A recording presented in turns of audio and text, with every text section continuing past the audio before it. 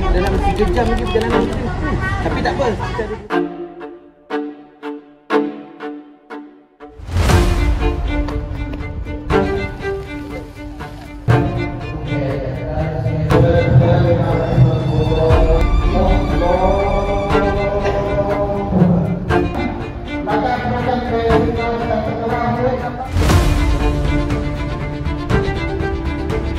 Dah sampai dalam bumi dia. Dah sampai.